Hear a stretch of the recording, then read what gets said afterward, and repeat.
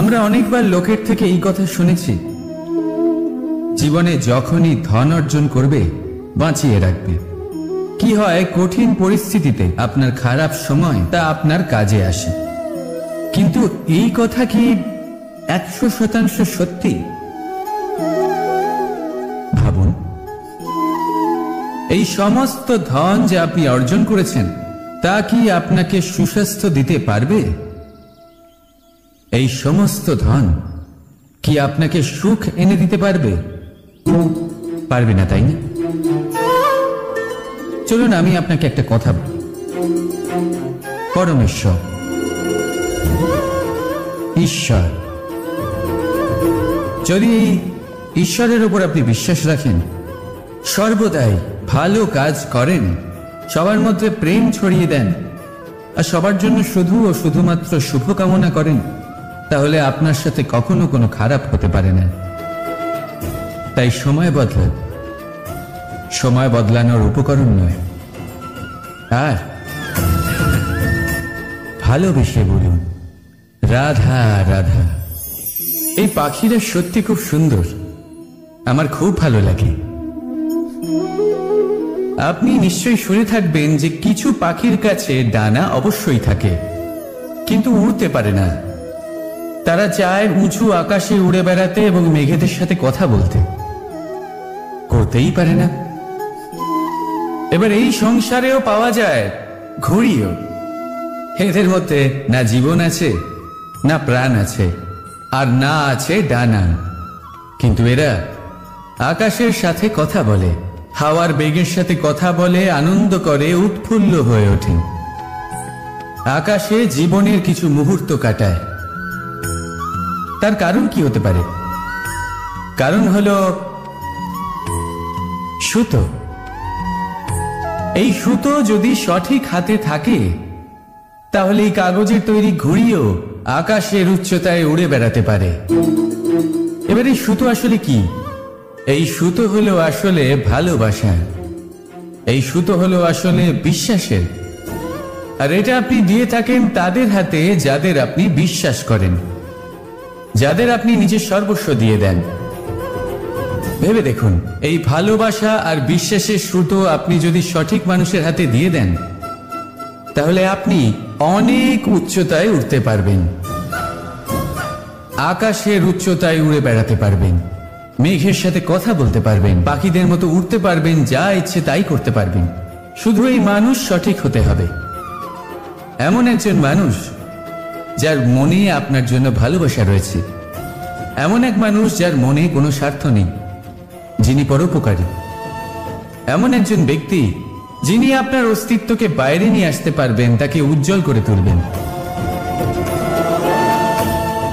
তাহলে ভালোবাসুন, আনন্দ করতে থাকুন, আর এই আনন্দ সহকারে বলুন রাধা রাধা। মানুষ জীবনে সবসময় সুখ পেতে চান, কিন্তু এই সুখ এটা আসলে কি? এই সুখের আসল রূপ কি? আমি বলি, সুখের আসলে দুটি রূপ হয়, বাহ্যিক সুখ, আত্মিক সুখ। আর এটা ঠিক তেমনই হয় যেরকম আমাদের শরীরের সাথে জড়িত ছায়া আর আমাদের শরীরের মধ্যে বসবাসকারী আত্মার।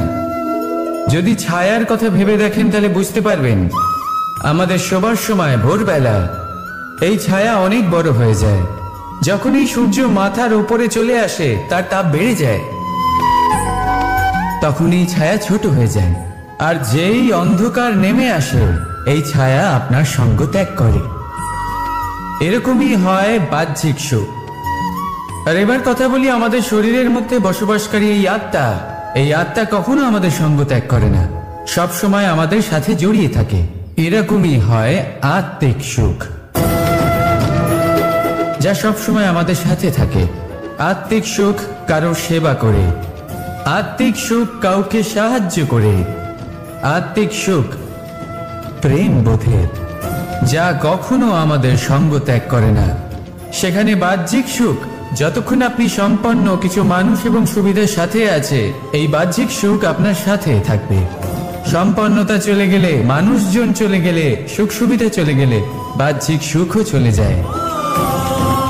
তাহলে এই আত্মিক সুখ খুঁজে নিন এবং সেই সুখের সাথেই বলুন রাধা রাধা। শক্তি শক্তি অর্জন করা এতটা কঠিন নয় যতটা শক্তি লাভ করার পরে সেই শক্তি সামলানো কঠিন হয়।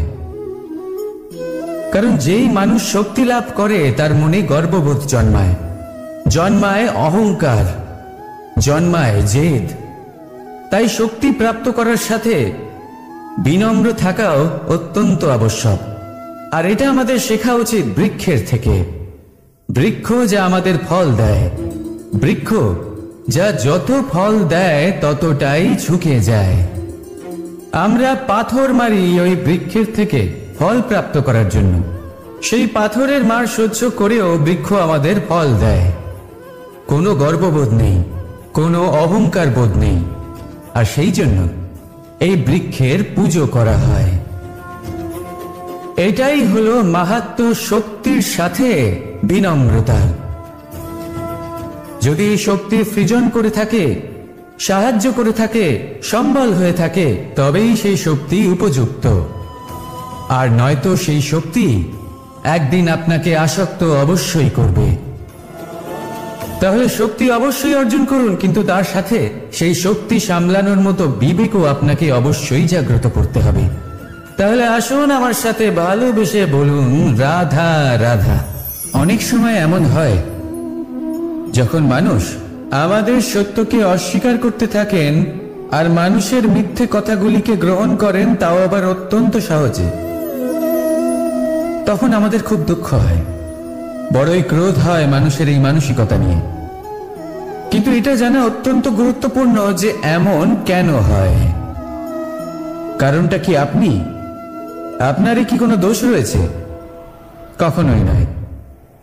কারণ হলো এটা যে এই যে সত্য, এই সত্যের মূল্য অত্যন্ত অধিক। এতটাই অধিক যে অনেক সময় অনেক ধনী ব্যক্তিও এর মূল্য মেটাতে পারেন না। সেখানেই যদি মিথ্যের কথা বলি, তাহলে এর মূল্য অত্যন্ত কম। অত্যন্ত সহজে এই মিথ্যে সবার মধ্যে বিক্রি হয়। সত্যি বলতে এটা ভাবা আপনার কর্ম নয় যে লোকে কেন আপনাকে বুঝতেই পারেন না, আপনার সত্য কেন বুঝতে পারেন না। আপনার কর্ম হলো আপনার সত্যের সাথে দাঁড়িয়ে থাকা, সেই সত্যের সাথে চলতে থাকা। কারণ সত্য তার কাছেই আসবে যে সত্যকে খুঁজে নিতে চায়। নয়তো বেশিরভাগ মানুষ মিথ্যেকে নিয়েই প্রসন্ন রয়েছেন। আপনি সত্যের সাথে কর্মের পথে অগ্রসর হতে থাকুন। সত্য বেশি দিন লুকোনো থাকে না। সংসারের সম্মুখে এটা অবশ্যই একদিন আসবে, কিন্তু তখনও সেটা মানুষের উপর সে বিশ্বাস করবে কি করবে না। আপনি কর্ম করতে থাকুন আর আমার সাথে ভালোবেসে বলুন রাধা রাধা। আপনি কখনো সূর্যের আলোকে নিজের হাতের মুঠোর মধ্যে রাখার চেষ্টা করেছেন? আপনি নিশ্চয়ই জানেন যে সেটা সম্ভব নয়। আপনি জলকে কখনো বেঁধে রাখার চেষ্টা করুন, সেটাও সম্ভব নয়। কিন্তু যখন এই সূর্যের প্রকাশ, এই উত্তাপ পৃথিবীতে আসে, তখন ধরিত্রী কি করে? সে সমস্ত বনস্পতির মধ্যে তা ভাগ করে দেয়, তাদের বিকাশের সহায়ক হয়ে ওঠে। আর এই ধরিত্রীকে পুজো করা হয়, একে ধরিত্রী মাতা বলা হয়। সেই রকমই চন্দ্রমা রাত্রে যখন উজ্জ্বল হয়, নিজের আলো বিকশিত করে, তখন পথচারী পথিককে তার পথ দেখায়। সেই জন্য চন্দ্রমাকে দেবতা বলা হয়। ঠিক সেইভাবেই আপনি কখনো এই প্রকৃতিকে বেঁধে রাখার চেষ্টা করবেন না। একে আগলে রাখতে শিখুন, একে ভাগ করে নিতে শিখুন, ঠিক প্রেমেরই মতো। এই প্রেমকে কখনো নিজের হাতের মুঠোয় আবদ্ধ করার চেষ্টা করবেন না, বরং একে মন খুলে ভাগ করে নিতে শিখুন। এটা যদি আপনি শিখে নিতে পারেন, তাহলে নিজেকেও প্রসন্ন রাখতে শিখে যাবেন, অন্যদেরও প্রসন্ন রাখতে শিখে যাবেন। আসুন আর আমার সাথে ভালোবেসে বলুন রাধা রাধা। জলে জলকেলি করতে কে না ভালোবাসেন? আমাদের মধ্যে প্রত্যেক মানুষ চান কোথাও একটা সরোবরে, কোনো নদীতে, জলের মাঝে জলক্রীড়া করে আনন্দ উপভোগ করতে, তাই তো? এবার বলুন, আমাদের মধ্যে এমন কে কে আছেন যারা সাগরের ঢেউয়ের মধ্যে এক পার থেকে অন্য পারে সাঁতার কেটে যাবার সাহস রাখেন? কে আছেন এমন? এবার এই কাজটা হলো অত্যন্ত কঠিন। আমরা পার পছন্দ করি, জলকেলি করতে ভালোবাসি, কিন্তু পারের কাছে, সমুদ্রের ঢেউয়ে নয়। কিন্তু একটা কথা মনে রাখবেন, যেই দিন এই পারের কথা ভুলে গিয়ে আমরা সাগরের ঢেউয়ের সাথে লড়াই করার সাহস রাখব, সেই দিনই সাগরের ঢেউয়ের সাথে লড়াই করার শক্তিও আমরা পেয়ে যাব। পার আমাদের অত্যন্ত প্রিয়, আমাদের সুরক্ষিত রাখে, কিন্তু এটা আমাদের দুর্বল করে তোলে। তাই এই পারের মায়া ত্যাগ করুন আর সাগরের ঢেউয়ের সাথে লড়াই করার সংকল্প নিন। নিজের প্রতি বিশ্বাস রাখুন, তারপর দেখুন কি হয়।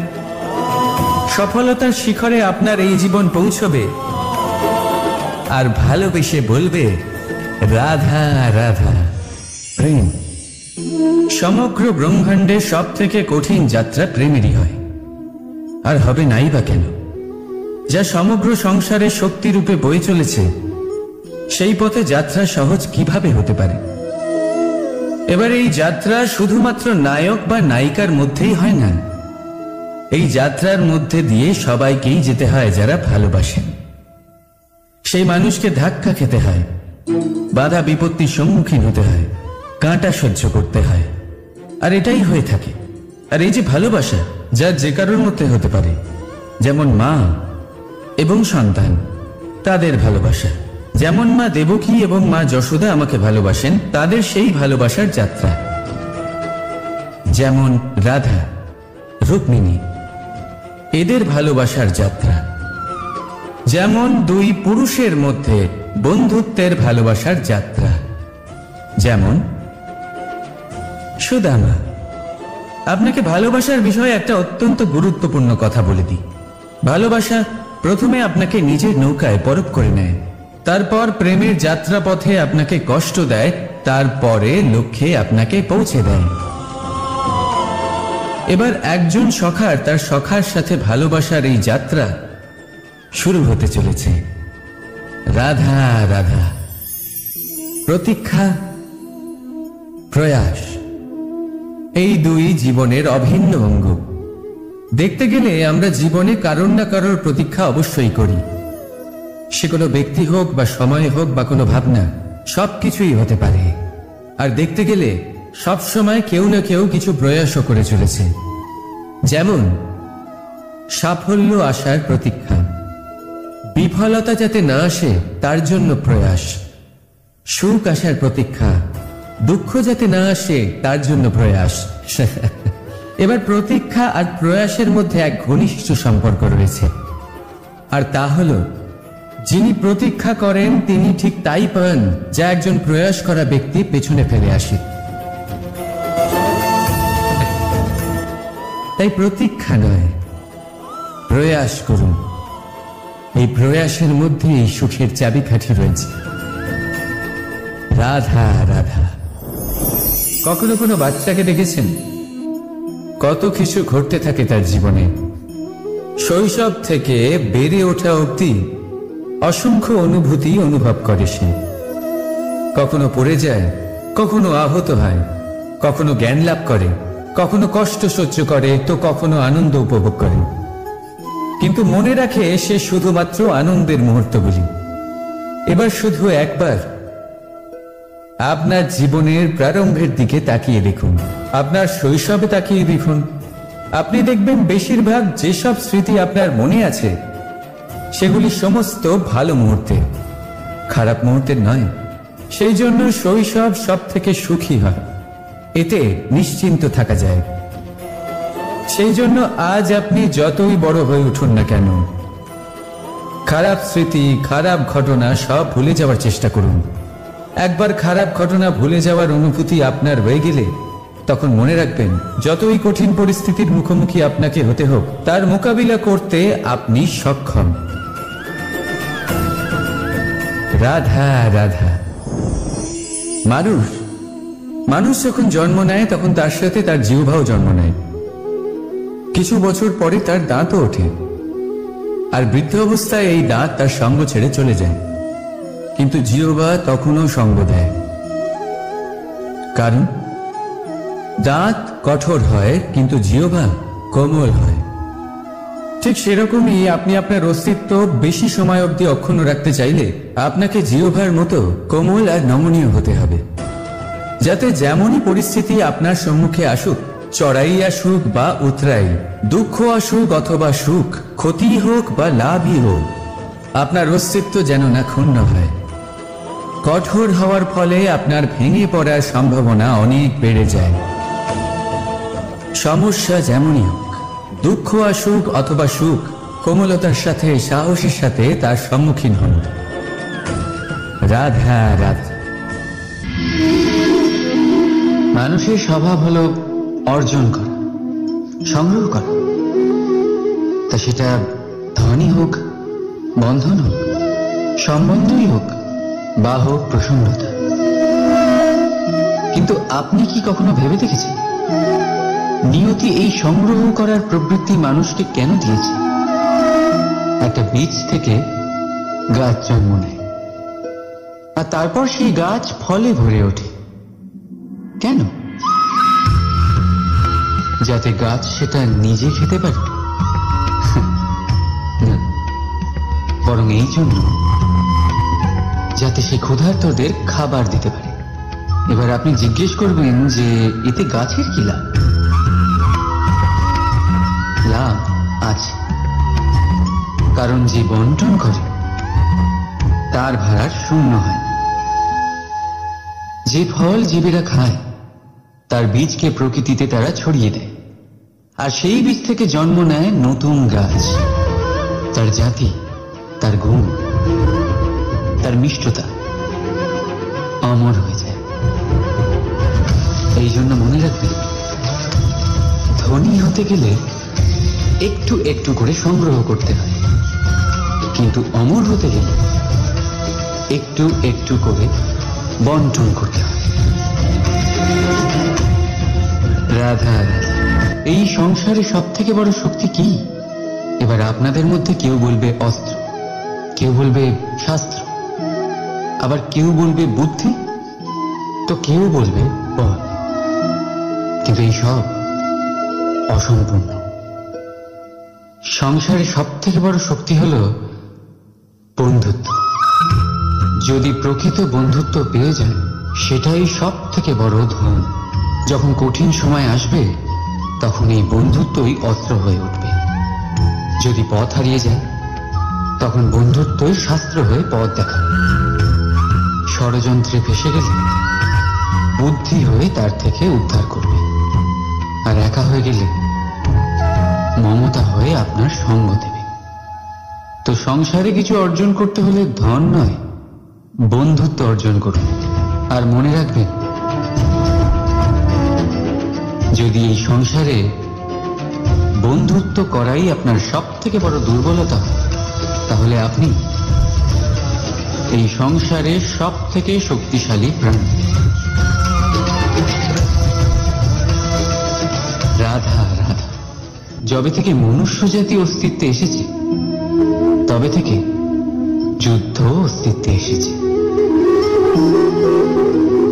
যুদ্ধ, যা কখনো ধনের অজুহাতে সামনে আসে, কখনো আবার সুরক্ষার অস্ত্র, কখনো বিজয়ের ক্ষুধার জন্য, বা কখনো পরাজয় এড়ানোর জন্য।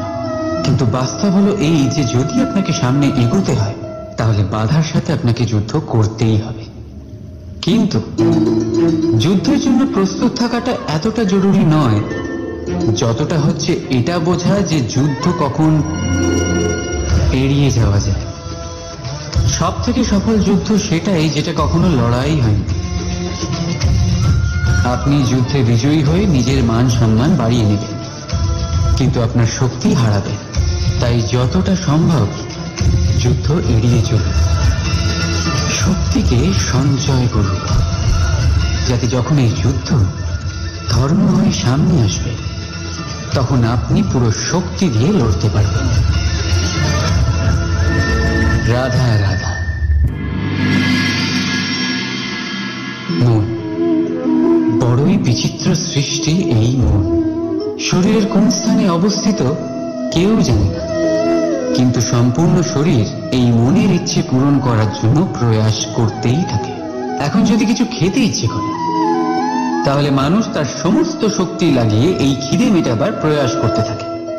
এখন যদি মন কাউকে শত্রু বলে ভেবে নেয়, তাহলে মানুষ তাকে বিনাশ করার যথাসম্ভব চেষ্টা করে। আর যদি মন কাউকে ভালোবাসে, তার প্রসন্নতার জন্য সব সীমা পার করতে সে তৈরি থাকে। কিন্তু জীবন সুখী করতে হলে এটা আবশ্যক যে মন যেন খালি থাকে, এই বাঁশির মতো।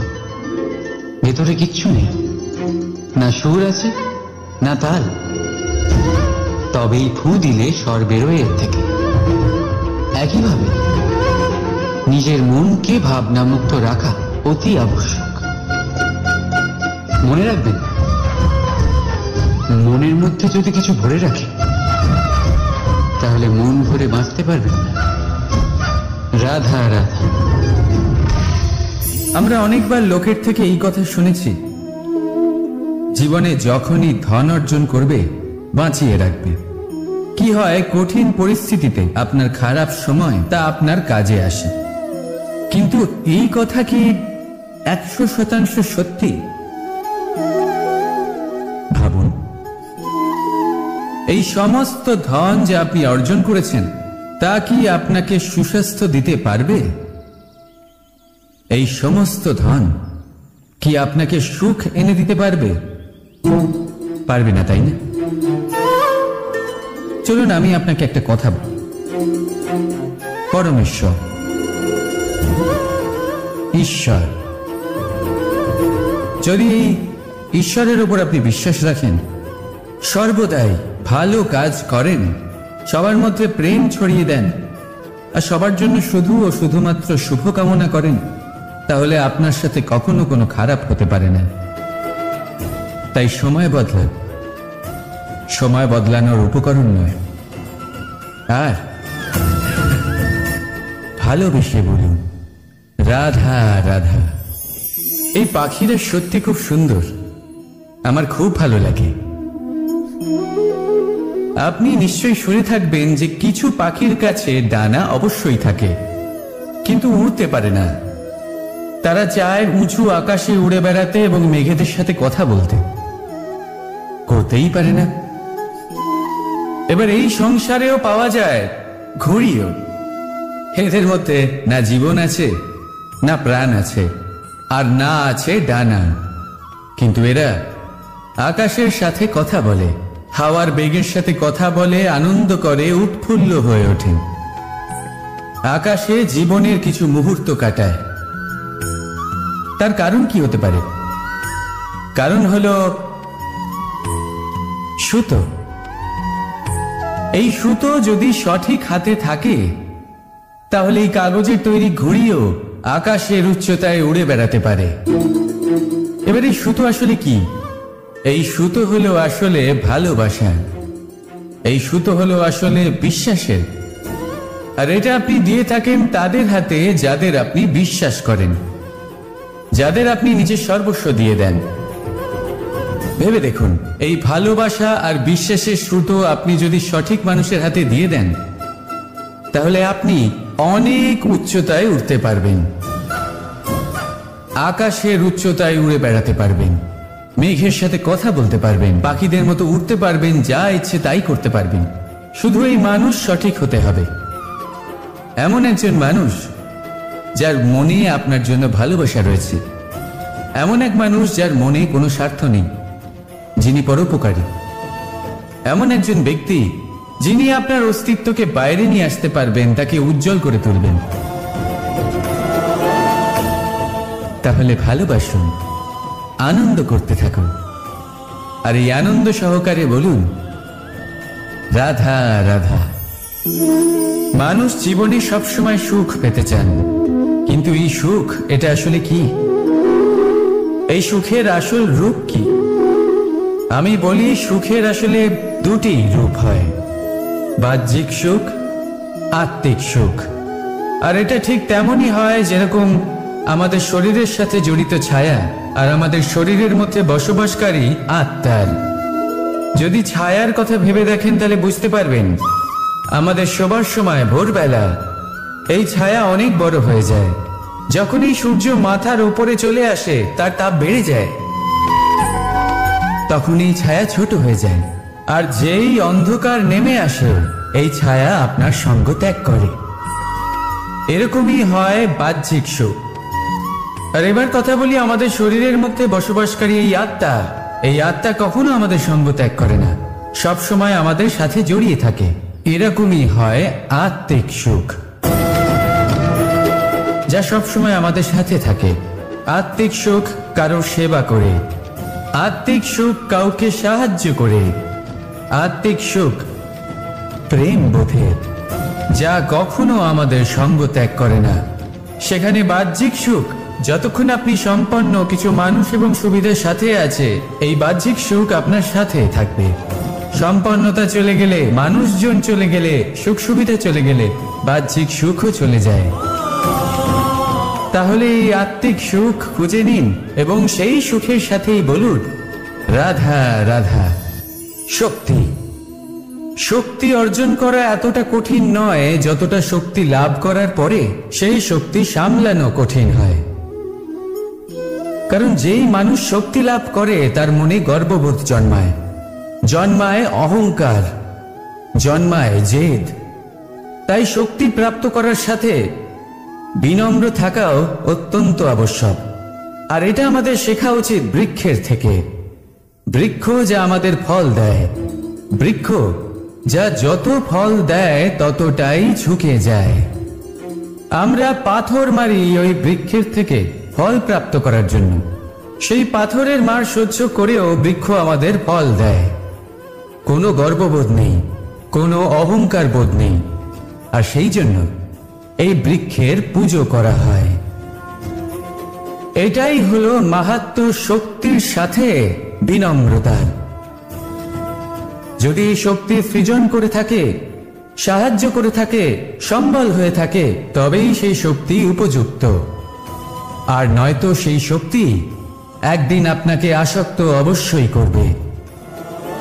তাহলে শক্তি অবশ্যই অর্জন করুন, কিন্তু তার সাথে সেই শক্তি সামলানোর মতো বিবেকও আপনাকে অবশ্যই জাগ্রত করতে হবে। তাহলে আসুন আমার সাথে ভালোবেসে বলুন রাধা রাধা। অনেক সময় এমন হয় যখন মানুষ আমাদের সত্যকে অস্বীকার করতে থাকেন আর মানুষের মিথ্যে কথাগুলিকে গ্রহণ করেন, তাও আবার অত্যন্ত সহজে।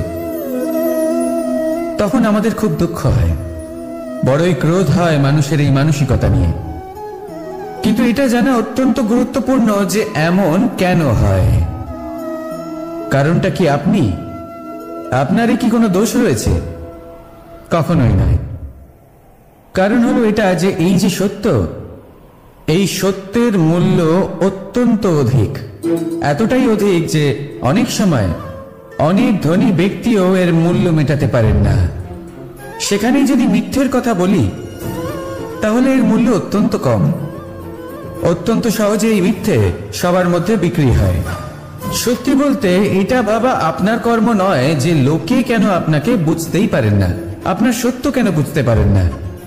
আপনার কর্ম হলো আপনার সত্যের সাথে দাঁড়িয়ে থাকা, সেই সত্যের সাথে চলতে থাকা। কারণ সত্য তার কাছেই আসবে যে সত্যকে খুঁজে নিতে চায়। নয়তো বেশিরভাগ মানুষ মিথ্যেকে নিয়েই প্রসন্ন রয়েছেন। আপনি সত্যের সাথে কর্মের পথে অগ্রসর হতে থাকুন। সত্য বেশি দিন লুকোনো থাকে না। সংসারের সম্মুখে এটা অবশ্যই একদিন আসবে, কিন্তু তখনও সেটা মানুষের উপর সে বিশ্বাস করবে কি করবে না। আপনি কর্ম করতে থাকুন আর আমার সাথে ভালোবেসে বলুন রাধা রাধা। আপনি কখনো সূর্যের আলোকে নিজের হাতের মুঠোর মধ্যে রাখার চেষ্টা করেছেন?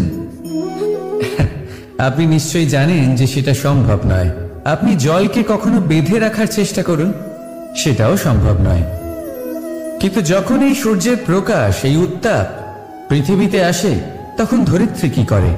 সে সমস্ত বনস্পতির মধ্যে তা ভাগ করে দেয়, তাদের বিকাশের সহায়ক হয়ে ওঠে।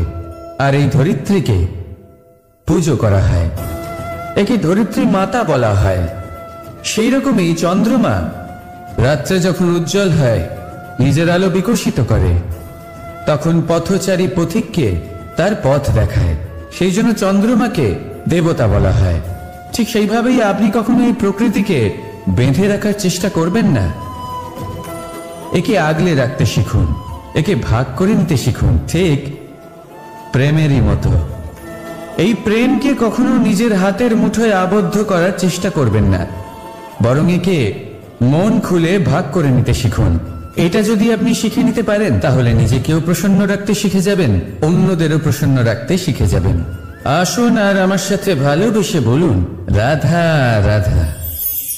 জলে জলকেলি করতে কে না ভালোবাসেন? আমাদের মধ্যে প্রত্যেক মানুষ চান কোথাও একটা সরোবরে, কোনো নদীতে, জলের মাঝে জলক্রীড়া করে আনন্দ উপভোগ করতে, তাই তো? এবার বলুন, আমাদের মধ্যে এমন কে কে আছেন যারা সাগরের ঢেউয়ের মধ্যে এক পার থেকে অন্য পারে সাঁতার কেটে যাবার সাহস রাখেন? কে আছেন এমন? এবার এই কাজটা হলো অত্যন্ত কঠিন। আমরা পার পছন্দ করি, জলকেলি করতে ভালোবাসি, কিন্তু পারের কাছে, সমুদ্রের ঢেউয়ে নয়। কিন্তু একটা কথা মনে রাখবেন, যেই দিন এই পারের কথা ভুলে গিয়ে আমরা সাগরের ঢেউয়ের সাথে লড়াই করার সাহস রাখব, সেই দিনই সাগরের ঢেউয়ের সাথে লড়াই করার শক্তিও আমরা পেয়ে যাব। পার আমাদের অত্যন্ত প্রিয়, আমাদের সুরক্ষিত রাখে, কিন্তু এটা আমাদের দুর্বল করে তোলে।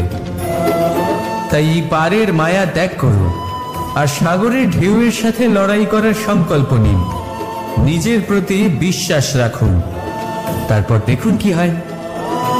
সফলতার শিখরে আপনার এই জীবন পৌঁছবে আর ভালোবেসে বলবে, রাধা রাধা। প্রেম সমগ্র ব্রহ্মাণ্ডের সব থেকে কঠিন যাত্রা প্রেমেরই হয়, আর হবে নাই বা কেন?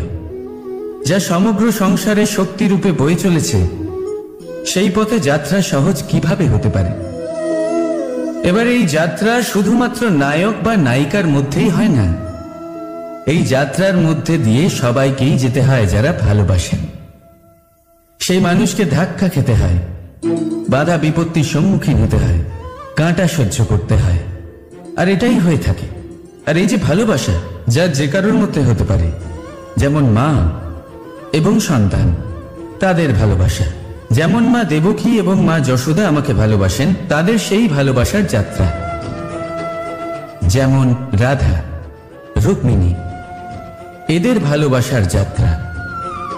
যেমন দুই পুরুষের মধ্যে বন্ধুত্বের ভালোবাসার যাত্রা। যেমন সুদামা। আপনাকে ভালোবাসার বিষয়ে একটা অত্যন্ত গুরুত্বপূর্ণ কথা বলে দিই। ভালোবাসা প্রথমে আপনাকে নিজের নৌকায় পরখ করে নেয়, তারপর প্রেমের যাত্রা পথে আপনাকে কষ্ট দেয়, তারপরে লক্ষ্যে আপনাকে পৌঁছে দেয়। এবার একজন সখার তার সখার সাথে ভালোবাসার এই যাত্রা শুরু হতে চলেছে। রাধা রাধা। প্রতীক্ষা, প্রয়াস, এই দুই জীবনের অভিন্ন অঙ্গ।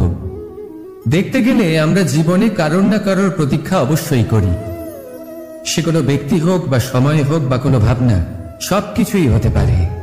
আর দেখতে গেলে সব সময় কেউ না কেউ কিছু প্রয়াসও করে চলেছে। যেমন সাফল্য আসার প্রতীক্ষা, বিফলতা যাতে না আসে তার জন্য প্রয়াস, সুখ আসার প্রতীক্ষা, দুঃখ যাতে না আসে তার জন্য প্রয়াস। এবার প্রতীক্ষা আর প্রয়াসের মধ্যে এক ঘনিষ্ঠ সম্পর্ক রয়েছে, আর তা হলো যিনি প্রতীক্ষা করেন তিনি ঠিক তাই পান যা একজন প্রয়াস করা ব্যক্তি পেছনে ফেলে আসে। তাই প্রতীক্ষা নয়, প্রয়াস করুন। এই প্রয়াসের মধ্যে সুখের চাবিকাঠি রয়েছে। রাধা রাধা। কখনো কোনো বাচ্চাকে দেখেছেন? কত কিছু ঘটতে থাকে তার জীবনে, শৈশব থেকে বেড়ে ওঠা অবধি অসংখ্য অনুভূতি অনুভব করে সে। কখনো পড়ে যায়, কখনো আহত হয়, কখনো জ্ঞান লাভ করে, কখনো কষ্ট সহ্য করে, তো কখনো আনন্দ উপভোগ করে। কিন্তু মনে রাখে সে শুধুমাত্র আনন্দের মুহূর্তগুলি। এবার শুধু একবার আপনার জীবনের প্রারম্ভের দিকে তাকিয়ে দেখুন, আপনার শৈশবে তাকিয়ে দেখুন।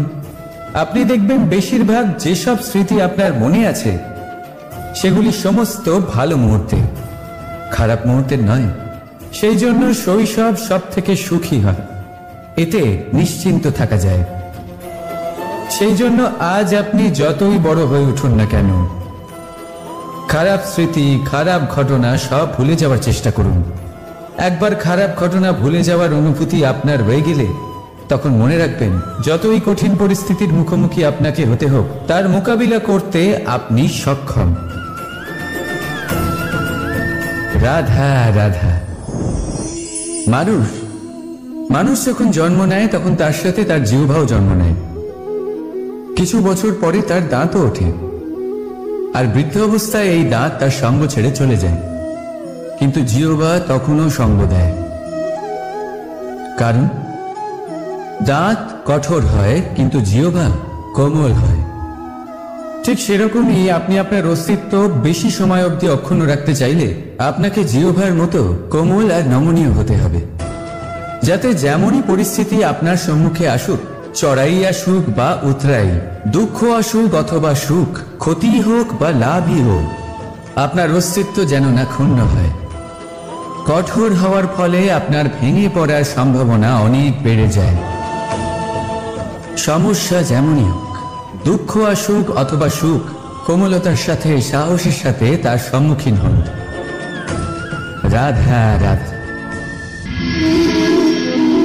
মানুষের স্বভাব হলো অর্জন করা, সংগ্রহ করা, তা সেটা ধনই হোক, বন্ধন হোক, সম্বন্ধই হোক বা হোক প্রসন্নতা। কিন্তু আপনি কি কখনো ভেবে দেখেছেন নিয়তি এই সংগ্রহ করার প্রবৃত্তি মানুষকে কেন দিয়েছে? একটা বীজ থেকে গাছ জন্ম নেয়, আর তারপর সেই গাছ ফলে ভরে ওঠে। কেন? যাতে গাছ সেটা নিজে খেতে পারে?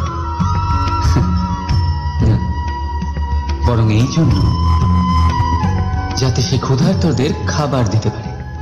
এবার আপনি জিজ্ঞেস করবেন যে এতে গাছের কি লাভ?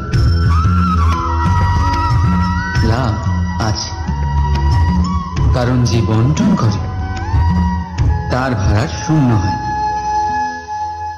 যে ফল জীবেরা খায় তার বীজকে প্রকৃতিতে তারা ছড়িয়ে দেয়, আর সেই বীজ থেকে জন্ম নেয় নতুন গাছ।